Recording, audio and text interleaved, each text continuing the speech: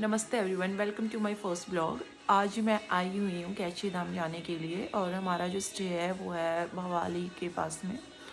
तो हमारा यहाँ से आगे जाने का भी प्लान है। भैया ने हमें बोला था कि आप मॉर्निंग में हम 6 बजे यहाँ से निकल जाएंगे, रेडी रहना।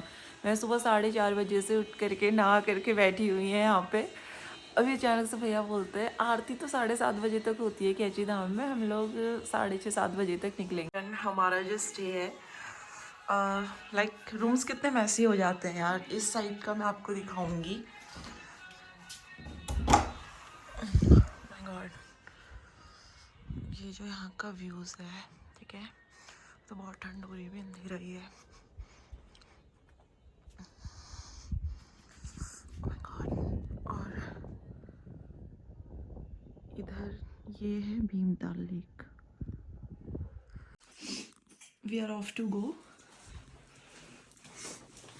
अब तो वाह।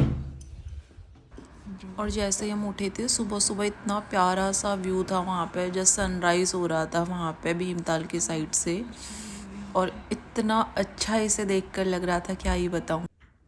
अभी ना यहाँ पे सनराइज़ होने वाला है, तो मैं आपको दिखाती हूँ साइड से। टॉप में लाइट दिख रही ना, वहाँ है नैनीताल। टॉप में जो लोकेशन आ रही है नैनीताल, उसकी जड़ पे है कैची धाम।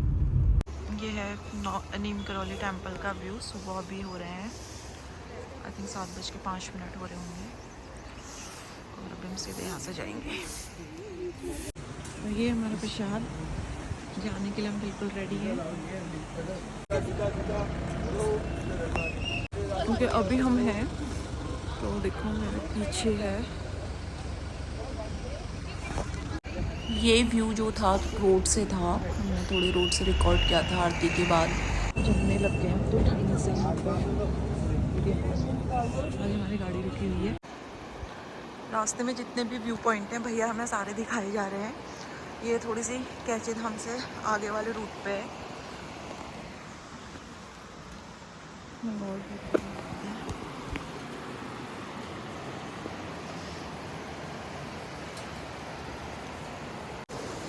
मैं आपको व्यू दिखाती हूँ, तो देखो एक बार उस साइड में पानी की आवाज़, कितना पीसफुल लग रहा है। वाओ, मज़ा आ रहा है गाइस यहाँ पे। फिर हम थोड़ा आगे गए थे, यहाँ पे स्वामी विवेकानंद जी ने और इसी के पास में महाराज जी ने तपस्या की थी, और इतना अच्छा था यहाँ पे ना। लाइक यहाँ पे अर्ली मॉर्निंग ही था उस टाइम पे, बहुत प्यारा सा व्यू आ रहा था सामने। तो वो थोड़ी बहुत क्लिप्स ले। उसके बाद से हम चले गए थे अल्मोड़ा चितई मंदिर के लिए। तो रास्ते में कुछ हिमालय व्यू थे। वाह, हम जगह जगह पे गाड़ियाँ रोक रोक करके ऐसे वीडियोस वगैरह बना रहे थे। काफ़ी अच्छा लग रहा था मतलब रास्ते में। और उसके बाद से ये अल्मोड़ा का जो मेन गेट है एंट्री, फिर हम थोड़ा सा पहुँचे कसार देवी में। कसार देवी, वाह, वहाँ की तो वाइब भी कुछ और थी। कितना अच्छा व्यू था वहाँ पे। सारा एरिया वहाँ पे कवर हो रहा था, पूरा दूर दूर तक का अच्छा खासा व्यू दिख रहा था वहाँ से। और फिर इसके बाद से हम एक और मंदिर है यहाँ पर थोड़ा ऊपर जा कर के, महादेव मंदिर, वहाँ पे भी गए।